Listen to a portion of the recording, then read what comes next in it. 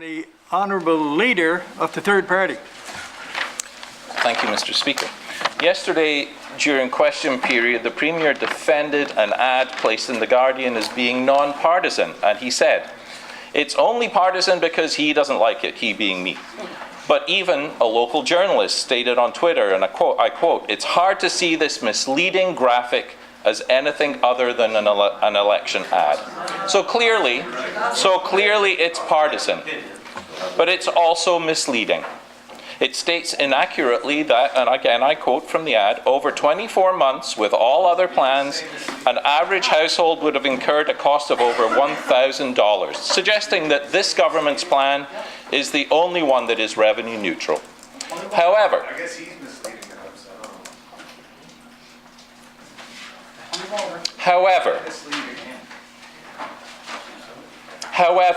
both the federal backstop and the Made for PEI Green Plan are also revenue neutral, with every penny collected in tax being returned to islanders. A question to the Premier.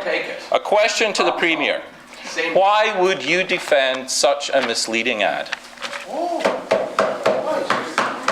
Honourable Premier. It's indefensible. Mr. Speaker, I kept listening beyond the 40-second mark, so perhaps I'll return some of the time and simply say we're going to have a lot of time to debate when the legislation comes to this floor, which is the carbon plan, the climate change plan, including the price incentive that is part of our plan, Mr. Speaker, and we look forward to talking fully on this floor on that matter. Thank you, Mr. Speaker.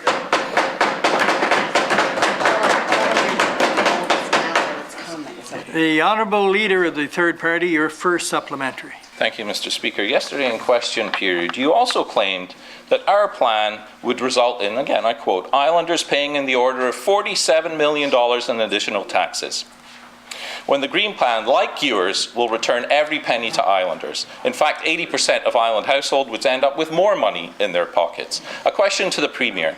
Don't you agree that it would have been much more accurate if your ad had read, "With all other plans over 24 months, an average household will get more money back in rebates than they spend in carbon taxes"? Isn't that what Stalin was doing? Honourable Premier. Mr. Speaker, I kept listening past the 25-second mark, and I did note that the question 4 times referred to me in the second person, I was saying with the word "you," which I don't think is proper in this House, but I'll give my answer back through you, Mr. Speaker. We have put forward a plan that is in the best interest of Prince Edward Islanders, that is in the best interest of our climate commitment, and it is the best interest of the environment and addressing the issue of climate change. Thank you, Mr. Speaker.